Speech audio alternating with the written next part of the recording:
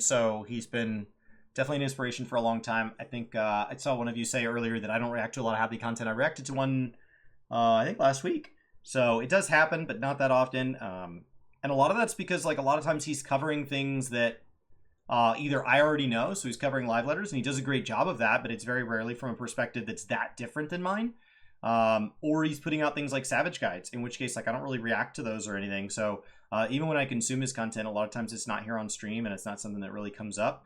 But definitely one of the OGs that got me more into the space. And he's always been there, so I appreciate it. Guy's a legend. Guy's a legend. He's been at this a long time.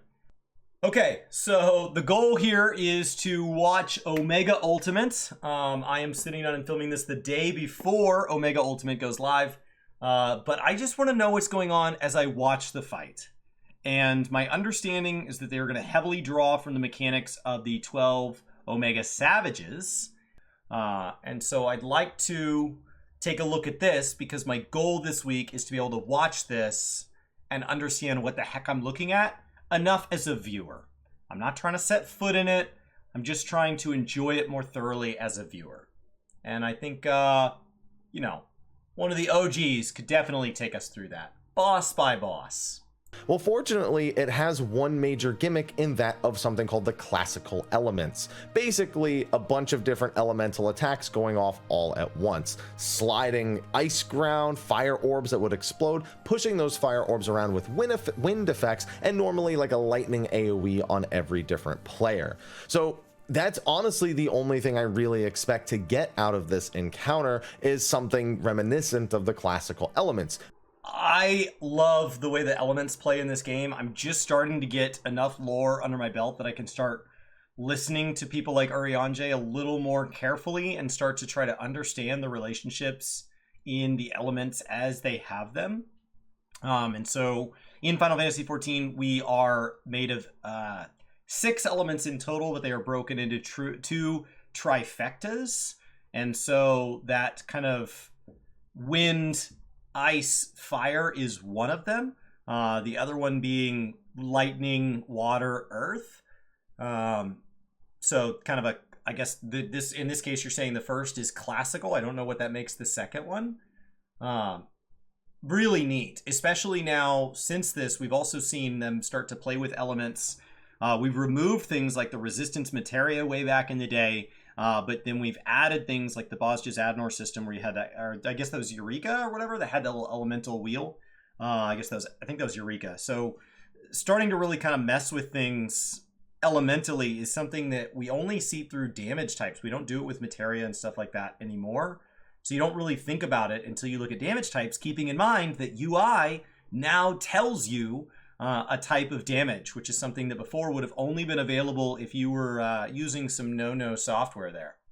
So the big thing with the second encounter in Deltascape, Catastrophe, was there was a lot of gravity mechanics where you had to either be on the ground level or be floating in order to be hit by certain attacks. Now, that plays into the various other mechanics that there are. There's orbs that are like floating at ground level and some orbs that are floating at the higher level, and you have to know in advance whether or not you can be on the ground or not. You could also have to choose to send some people up, as there were split damage AoEs that only hit at certain altitudes. There was also, you know, the ground would like suck you in if you didn't float up, and then you'd have to do the mechanics while floating up, and then you had to also organize bringing people back down with AoEs around set players. So any of these gravity style mechanics, except without using the duty action, are completely viable things to expect. Maybe doing the classical elements while also needing to have set people floating and not floating. I do think that they are going to do the Deltascape trio, the Sigmascape trio, and the Alphascape trio, and essentially combine mechanics from the first 3 encounters of those different raid tiers. So that is sort of within my realm of expectation. So for Catastrophe, I would say that when I look at what they've done as a casual player to make the game more visually easy for me to understand. Today we ran Euphrosyne, and I ran it with my UI off. I ran it with my HUD off. And the lack of duty actions has been replaced by much more visual actions, having a card over my head that's telling me what to do, having locations on the ground, much easier to tell what is going to hit where. Like, the game has gotten really good at telling you without telling you. I'm telling you all the information, but it's like a friend talking around a secret.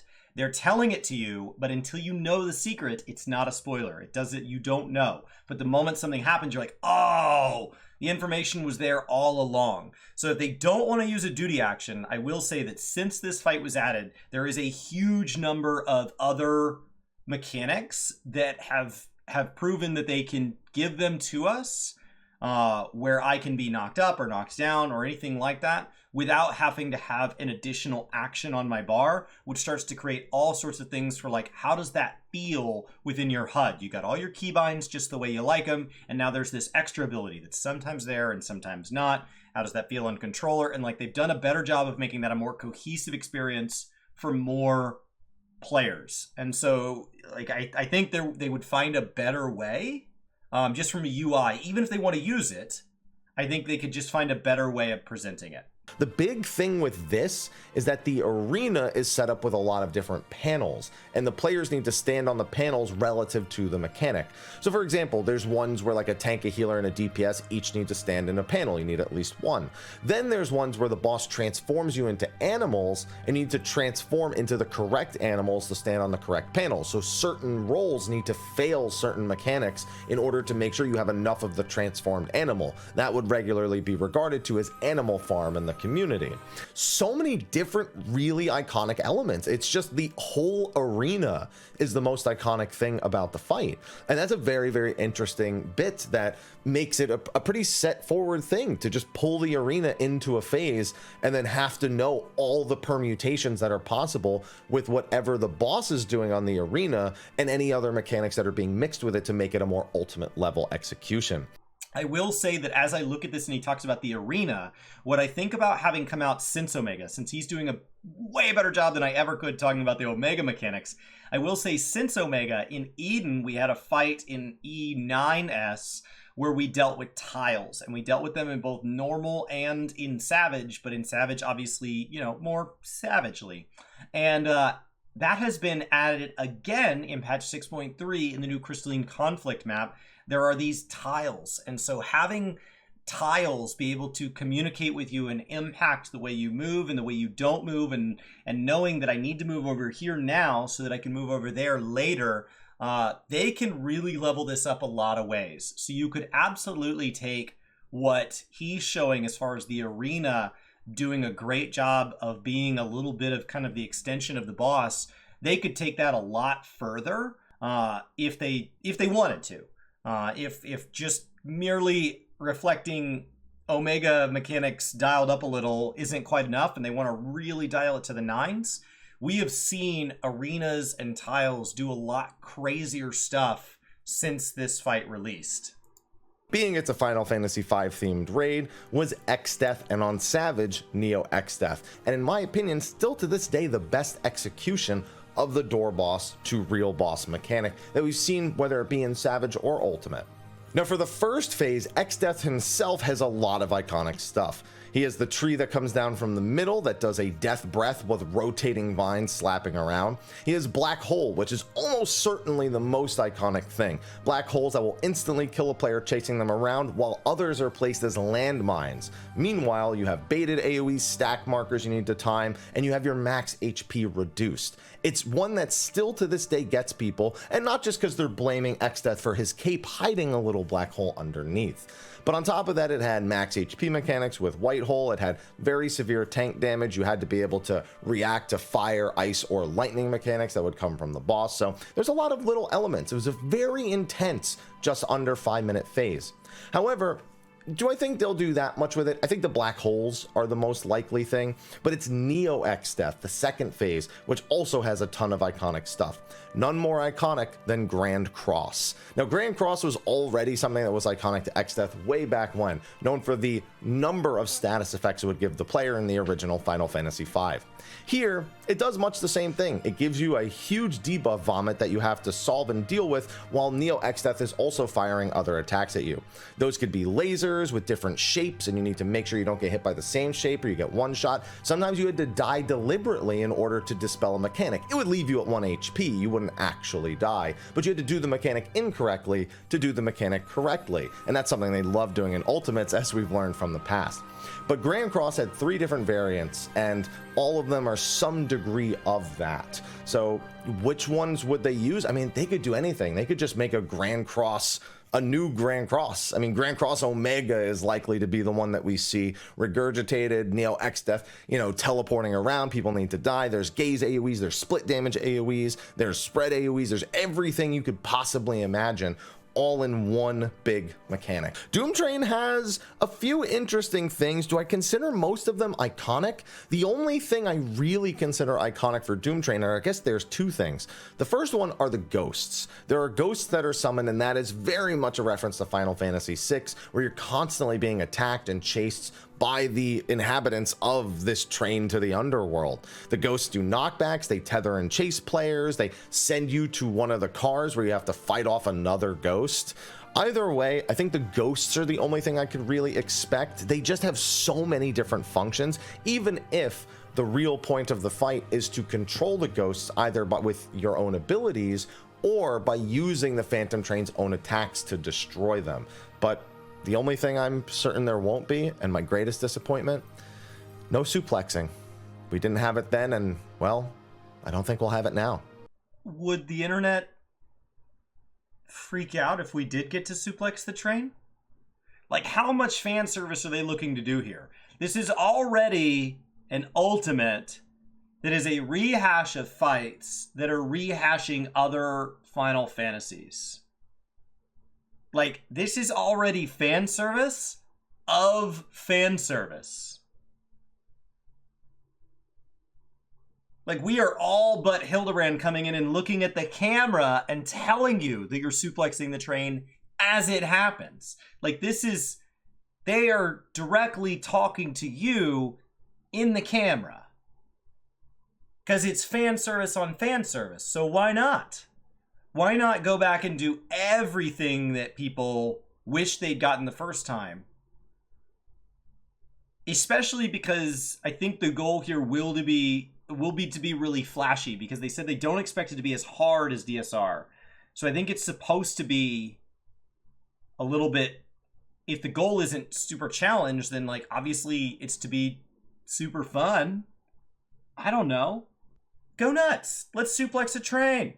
The big thing is the paintings, and not just Chatternook, but the player. The player has a paintbrush duty action, bringing that back, of course, because that was loved so much the first time, and they have to basically take powers from the different colored paints on the ground and use those to counter the paintings themselves. Now, again, I don't think they'll do anything with duty actions. If they do use the ground paintings in any way, I feel like they would do it where, you know, you need to have like 3 people go to this one and 1 person go to this one and 2 people go to this one, and just standing on them would do it without using a duty action. But that's what I do expect. If they're going to do anything from Chatternook, it has to be the paintings, and it has to be a puzzle using the paints that are on the ground. I think it could actually be fairly compelling to have to snap decision know who needs to go to which things based on what debuffs you have or what mechanics are going out. Could be very Wormhole-esque, looking over at the Epic of Alexander, which is insane to say given how easy the Chatternook encounter is generally considered to be. But hey, that sounds like grounds for something that totally fits in Ultimate.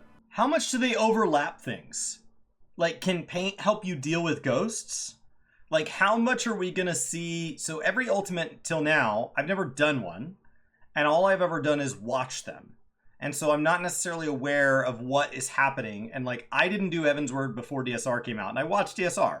And so like, obviously I was missing a lot of the lore ramifications, and I was missing a lot of the mechanical overlaps. So I am wondering, can they start to use paint to mess with ghosts? And then it seemed like it was going to be 3 different teams building the 3 different bosses. So I wouldn't expect there to be like paint dealing with tiles, because it does seem like we're going to phase pretty distinctly, because it sounded like the way Yoshi P talked about it, that you had different teams working on different portions of the fight. Historically, my understanding is that Ultimate has been under kind of one head designer, but that those head designers, it sounds like, to the best of my knowledge, that it's kind of burned those designers out, that those encounter designers don't really want to design stuff for a while, And so if this is something that's different, I'd have to talk to Mr. Happy to see if that was the case. But if this is something that's different, with these different kind of like encounters being done by different teams, if they really are more distinct, and then they're kind of referencing each other for any callbacks or call aheads, maybe that's in a way that's more sustainable. As Yoshibi's talked about wanting to make 2 ultimates within an expansion the standard as a goal, but he's not sure they'll hit it. I would have to assume they're trying to practice some things with the Omega protocol that is hopefully making this more sustainable internally. Come to the third encounter, Guardian. Now, on paper, this encounter is really cool, but in execution, it ends up being a little bit underwhelming in my opinion. Guardian's big thing, and this is again true in Final Fantasy VI, is it borrows attacks from other bosses in Final Fantasy VI in order to attack you. And that leads to a number of different situations inside the Savage encounter. The big thing it does is it executes the Virus program. And Virus program is another one of those vomit, debuff vomit mechanics where you need to know who needs to bait this mechanic and who needs to stand there, and what the 2 people are going to be tethered together, and how do you get pulled towards each other, how do you get knocked back away from each other, all while passing a rot debuff. And if the rot debuff ever expires, it explodes on the raid. Survivable, but not ideal, and really on content without massive mitigation. Really wasn't considered a survivable thing. So it gives a lot of mechanics that completely make sense inside of this setting to use, but the Virus program is the one that I would expect to show up the most. Maybe Ultras just for fun's sake, but no, the Virus program is really the #1 thing. He also had other mechanics. He had lasers that were aimed at players. He had fire debuffs that would get placed on DPS that you would have to mitigate.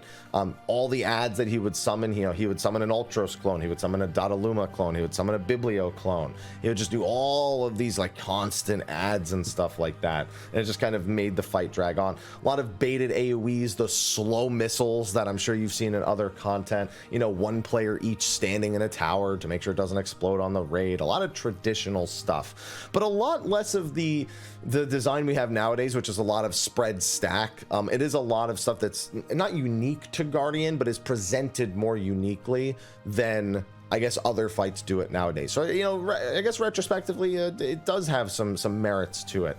But any of those things could show up and it would be completely within reason. Heck, they could give him a new program to run altogether. But I think they'll stick to one of the 5 that he had initially. The big thing with the first phase of Kefka, because this is another door boss situation, is that he likes to lie to you. So he has the statue of the gods performing mechanics. One of them performs a knockback that, he can zip around because, again, he can fake his mechanics and make them do the reverse of what he says they're going to do. He has one where, you have players like 4 groups of 2 where you have to split gravity damage, and then a rock that has to be spread right after, and then he like cuts the room in half with an AoE from that. And then on top of that, he has one where you have to either look at the tower or look away from the tower. He has sleeping debuffs, and then he has confusion debuffs where your allies will attempt to attack each other, but you have to like make sure everyone's spaced in such a way that the confused players never go after anyone else or never reach them before the confusion wears off. So there's a few interesting things. The Tower of the Gods is definitely something that if they are going to bring Kefka in, I would expect the tower to make an appearance. The big thing is God Kefka. There is an instant mechanic that I expect to see, much like how Neo Exdeath had Grand Cross. Kefka, God Kefka, has Forsaken. It's a massive AoE that essentially forces a puzzle mechanic on the group. You have ones where like the DPS get targeted by these heads, and then you also need to have max HP because you get a debuff, and the debuff is worse if you're not at max HP when it's applied, but the attack itself even reduces you to 1 HP, so it's a very healing intensive section, very mitigation intensive, very shield intensive as well. It's a lot of elements happening all at once, but Forsaken is the big one. It just takes all of these mechanics and starts to pull them together, especially Forsaken 3 and 4, which while identical, basically replay the Kefka phase and make you do 3 different sets of Forsaken mechanics using the Tower of the Gods. So Forsaken is the #1 thing I expect to see. Maybe we'll have Grand Cross Forsaken. Maybe they'll just combine Exdeath and God Kefka into their own mechanics, and that's gonna be hell. So I'm looking forward to it. I mean, I think also just the fact that like inverted mechanics were so very much like on brand of our big clown guy there. So the idea that you would have to back up to previous fights and start thinking about what would it be like if these started flip-flopping, if these started inverting. And Kafka is kind of one of those things that screws with you. Something that just messes with people when there's an assumption and it turns out wildly wrong. I like it. I like it. Now, the first encounter is against the final boss of Final Fantasy I, in that of Chaos. And in that game, his big thing was that he could pull from all the powers of the 4 fiends. And the 4 fiends had attacks like Tsunami and Earthquake and Inferno. Are these the same 4 fiends? No. Because we just... Are those referenced anywhere else in 14? I'm having trouble connecting where all the references are. Okay, you guys are saying no. Okay. 4 is a common number. So, I didn't know if other things were referenced to the same 4 fiends.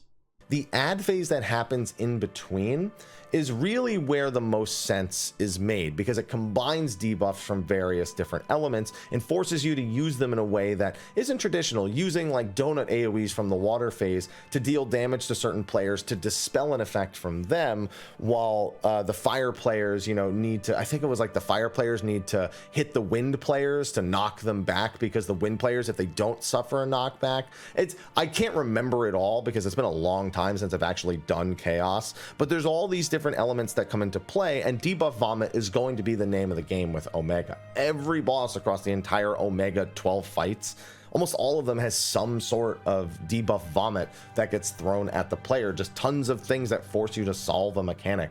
And that's why I think Omega has actual puzzle pieces in the edge of the arena. I think that's a pretty direct sign that a lot of these elements are going to be present in this fight, and probably the most likely elements to see. So for Chaos, yeah, I do expect a Chaos style debuff vomit where we have to deal with all of the different AoEs and all of the different debuffs that he applies during that ad phase, just while doing something else's mechanics. Midgardsormr, who is also a character who regularly foils Omega's plots to destroy you, so much so that Midgardsormr has been resting ever since saving our life against Omega, if you've actually done that story, and that could play a vital role in the actual completion, in the overall puzzle mechanic. If we get something like the Kodak, it's very possible Midgardsormr could play a role, but again, we're gonna have to touch upon that when we talk about the story a little bit more than we are now.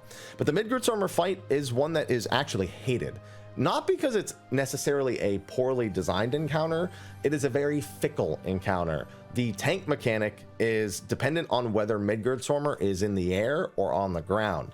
That being said, it's otherwise an amalgamation of the different dragon fights we'd had up to that point. There's a lot of Nidhogg present, especially with the orbs and the explosions, and quite frankly, I hope they leave those parts out, because while I do think the bulwark mechanic, which is basically you passing a fire resistance buff between party members before eventually dealing with those fire orbs, we just had raw flames in DSR, and I feel like while it's not a one-to-one overlap, it's not an overlap I'd like to see. If they are going to do something with Midgardsormr, I would very much prefer to see them focus on the other traits, things that are a little more just exclusive to Midgardsormr. He does these things where he like flips vertically and horizontally, and then we'll do different AoEs based on that, a donut AoE, a cross AoE, an X-style AoE, or a point-blank AoE.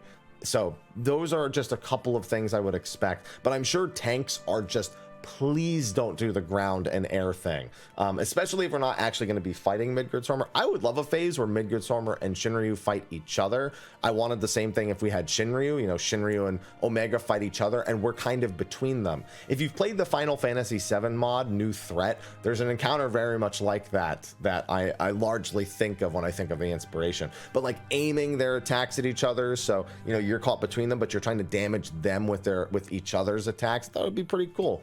I don't think we'll get anything like that, though. I think Midgardsormr is going to just be another element that we'll see some mechanics pulled from, just because of what comes next after O10. I think it's going to be the main precedent for the Omega Ultimate. So, if they move to doing 2 ultimates per expansion, what... If one is for MSQ and one is for Raid Series, but we're getting them at the same rate that we're getting Raid Series at that point, then we're always just kind of one behind. So we're always getting last expansion's raid at some point, because you will burned up everything in the past. And all you're going to have is the only one that you haven't done yet. You're just going to have these cycling few. You're never going to get ahead, so you're never going to run out, but you're just going to have this very small number to work with. Unless we loop back. Could we eventually start to see them loop back and create ultimates where they just like, it's all of the dragons? Like where they start picking themes other than narrative ties? If you can imagine expansion where we go to Mercidia and we get a ultimate that has Nidhogg and Shinryu and Bahamut all in the same one to just tie them up in ways that the lore did not combine them. I mean, we could loop back and do trials because we have a lot of trials. So then you have every expansion, you're adding a trial series, a raid series, and an MSQ series, and you're only grabbing 2 of those as an ultimate. So the amount of things to grab from, you're always getting to pass on one. You're always getting to say, we're never going to make that an ultimate. Which would be nice. As we start to wrap up kind of what we understand about the Ascians, like we could start to go fight the various Ascians. We've done quite a bit with Garlemald at this point. We could start to go deal with a bunch of Garleans. Even just a Scion ultimate and like all of those around the Scion. We could fight Raubon inside an ultimate. Why not? Or the Convocation or Myths of the Realm. I mean, there's a lot of stuff we could do there. And we get to 011, which is actually the beetle form of Omega, the original form of Omega from Final Fantasy V. Now, it's not a one-to-one. It's a little bit more Final Fantasy XIV up, a little more elegant up, but it's still very much the original Final Fantasy V Omega. Now, the big thing in this phase, there's a couple of big things, actually. One, the fight actually begins on this phase. The first thing we see when we zone in is Omega himself in the beetle form. And one of his mechanics is the first mechanic they showed us during the Letter from the Producer Live, the only bit that we've actually gotten to see in that of loop. Now, what happens about 20% into the Savage fight is you're sent into the level checker section where you have an ad placed in the middle. You have to kill the ad before it enrages, but you're also given some debuffs that have to be solved. But everything in 011 I expect to appear in some capacity. There's giant fists that charge at players that need to be baited. There's, little fists that travel across the arena. There's little fists that you have to force to stack up onto each other that drop these high wire buffs that give you a damage buff to make the fight a little bit easier. Not a big damage buff, but you still wanted to put it on your DPS. But the big thing for me, while I think the fists will be there, I think the level checker phase will be there, I think flamethrower baits from the boss will be there, I think Pantocrator is probably the most iconic thing. Pantocrator is where the boss essentially goes berserk and just starts firing everything in its arsenal at the actual player. There's so much damage, so much chaos, so much everything on the screen. And it honestly brings to light the most important thing about Omega's original fight in 011. He learns and makes every mechanic different every time you see it later in the fight. And that's Omega's whole thing. He is a learning and adapting machine that constantly improves in battle. And I think that is the most key element inside of this. If they were going to hide something secret that isn't Midgard-Stormer, that isn't maybe Alpha materializing you, for those who know the story, it would be making Omega just learn bad shit.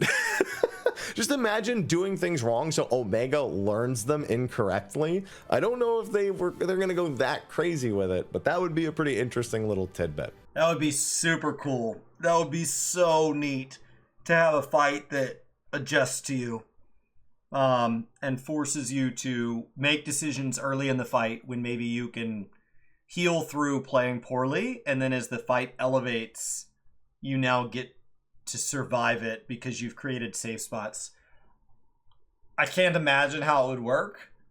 It would be incredibly intriguing. And the idea that a group has progged to the point where they have an earlier phase down to a science and they're executing it over and over the same way, only to find out that way is wrong, is one of the best parts of watching the Race for World First. when you watch the Race for World First with WoW, people see the add-ons, the DBM, the deadly boss mods, and all the different weak auras. They have these different things, and it's the equivalent of the Final Fantasy ninth man kind of telling them what to do. And they're like, well, they just have add-ons that are telling them how to beat the Race for World First. Yeah, except that those add-ons are being written in real time. And so those add-ons, if they're saying, hey, every 8 seconds, take a step to your left, and that's not what you're supposed to be doing, the add-on is going to pop up every 8 seconds and say, take a step to your left. And so the idea that you could have people misinformed is something that Yoshi P himself has expressed an interest in, like, that they like watching when they are listening to the comms and they're hearing people, like, so confident in how they're doing it, and they're like, oh, I know they're doing it wrong. And so they love watching people kind of figure this out, those aha moments.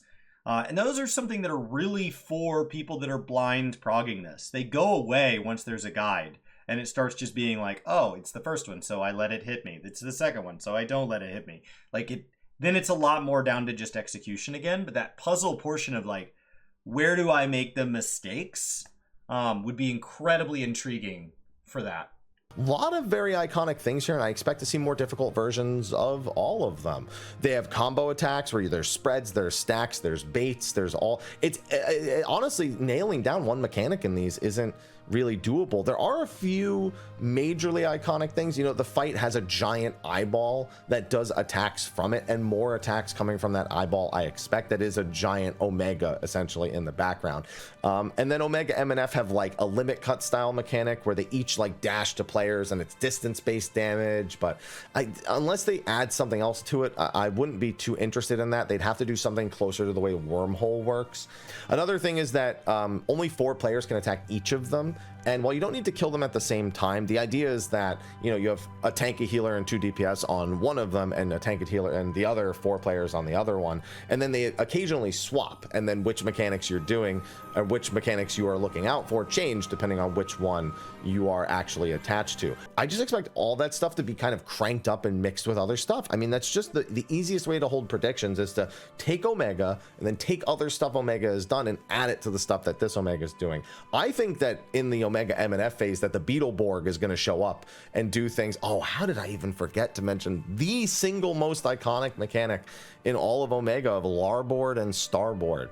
And it's a symmetrical boss, right? So when we have other bosses in the game that call left and right, it's very clear, especially since they've added the little nubbin, which way is forward. But when you're spinning it like that and it looks the same, you're now asking people to use names they don't normally use to determine direction of a boss that honestly doesn't look that different when it's facing the other way. It's different, but it's not the same amount different.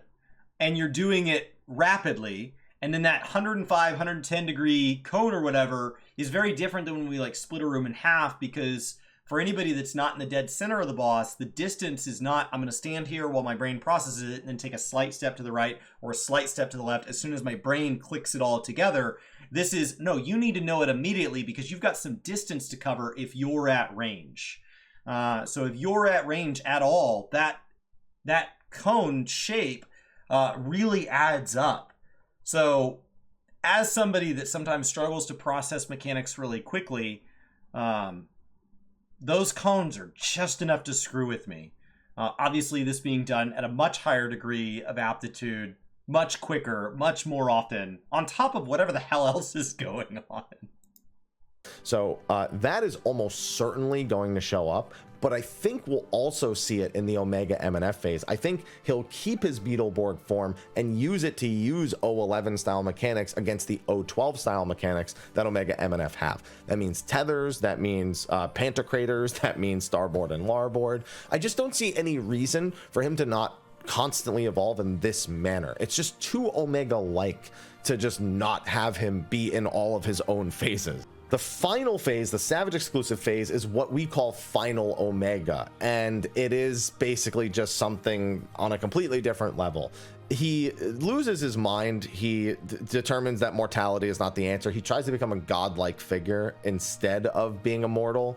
So Patch is probably the most notorious mechanic for wiping, despite it not being the most iconic mechanic, where it essentially gives players near and far tethers and you have to break them before the mechanic ends, very similar to Asphodelos' final boss, although in that case it was just a distance-based tether. But yeah, you have to like pair up and make sure you break them quickly enough while dodging other attacks and making sure you don't have the magic vuln from that when you're hit by other things. That being said, Hello World is by far the most iconic mechanic. It is another debuff vomit, but it is, if you've done P8S high concept, it's basically the original high concept, but just in terms of execution way worse, because it is a full uptime mechanic. The boss is hittable, the boss is auto attacking, there's tank level damage on the tanks, there's the healers are all spread out so they can't just AoE people, there's very specific spacing you can use for the different mechanics, there's a lot of debuff passing, and they are going to crank that up. I'm very afraid of what they're going to do with Hello World more than Keep in mind that we talked to Lama Todd last week, and when you think about what he said, he was taking this tier casually, and that meant that he was going to do 5 days a week at 5 hours a day, ballpark, if I remember exactly what he said there. And that if you were going to take this more hardcore, like this guy here, that you would be looking at 10 or more, as high as 15 hours a day for some of these groups, and that would be 7 days a week. And that this is likely at the end of 10 or more minutes of combat that you are looking at executing at this level to learn this stuff. So when you start to talk about buffs on buffs, debuffs, interchanging things, this is just, like, it just hurts my head. Like, it's crazy, and this will continue till it's dead. But when he's talking about all these mechanics, just think about this like in their head, and that all of this is done at a time when the devs previously might have internally dialed something back a little bit when it comes to debuff management, when it comes to damage types, because there was no first-party way. There was no way without third-party tools to track damage types, to track buff timers. All of this stuff was having to be done with callouts, group coordination, and it's still designed to be doable. They don't like nerfing fights. This is designed to be something that is achievable. It is tested. They don't just test and then say, okay, and we assume other players are better than us. They test and then adjust based on how practiced they think they are versus, but it is cleared internally. These fights are beatable. When you look at all of these things that in theory make a lot of that easier to manage, they don't want it to be harder than DSR. But they've given us enough information that it could still be pretty freaking intense. Anything else, because the old joke was Hello World, goodbye party, and I don't suspect that's going to be any different at this point. I'm very afraid for what they're going to do with Hello World and patch. Not to mention, I have a personal crackpot theory. So we know that the Criterion Savage developer is also working on Omega. And I've been saying, whenever Square Enix discovers or comes up with something that's brand new, they start shoving it into other content. Criterion Savage has the tripwire mechanic in the final boss. I have been saying since the day I saw tripwires that if Omega Savage is next, we're going to have tripwires. So if they do introduce them, it might not even be that bad of a thing. But during Hello, like if they combine it with Patch or Hello World, then, you know, the gloves are off. It could be absolute chaos. But O12's theme is what we actually hear at the end of the trailer for 6.3. It is the orchestral version, and so we can expect something absolutely nutty. I of course expect we'll see a new Omega form, and given that Alpha is a piece of Omega that he didn't accept, what if Omega accepts Alpha? He's just like, I accept you, and now I have this ultimate power, and we fight a giant mecha chocobo. Listen, I'm laughing about it now, but would I really be that surprised? Yeah, as a final phase, a little bit a giant mecha chocobo, but I expect something hideous and memorable from the final phase of the Omega protocol. But that's it. That's going to be a wrap for all the most iconic mechanics from the Omega raid tier. Really curious to see how much that statement ends up coming true, because, you know, if it does come true, then we're doomed. And if it doesn't come true, then I think there's going to be disappointment. So there's really no winning. Well, I guess the doomed part is us winning, but That depends on who you ask is us, because it's, we'll see. We'll see how that turns out. Oh, I'll be winning. I'll be winning. I love watching Ultimate Prog. I love watching the World First coverage. Frosty and the team over there have done a better and better job every time. Every time is the best coverage they've ever had. This time being with sponsors and rewards, and I've already heard some people say they're, involved in the commentating for it. It should be an absolutely brilliant show. I look forward to this every time. I look forward to the Savages as well. They're a lot faster. They're over very, very, very quickly. So I'm really pumped for the coverage and seeing kind of how people fare against it. I would love to one day clear an Ultimate. It's in my kind of like bonus goals for this year to put one in the books. But until then, I win every time they release because I am one of the many people that get a lot of joy out of watching this content. It does not have to be cleared or even attempted by players to bring immense value to the game, immense visibility to the game, and a lot of joy for all of those that are just in the community as a whole, not necessarily in the portion of the community that takes on things like Ultimate or even Savage and Extreme. It's a great time to be hanging out in streams or in Discords or wherever you consume Final Fantasy content. It's a great place to be, and there's going to be a lot of people having a lot of fun. A lot of uphill struggles, but they wouldn't do it if it wasn't worth it and wasn't fond memories in the end. All right. Let's do this. There we go. So, that was cool. I appreciate him doing that. I think that was really helpful for me to understand that. I don't know if you guys feel that way, if there was any of that that maybe reminded you of old Omega fights, or any of that that taught you stuff about Omega fights.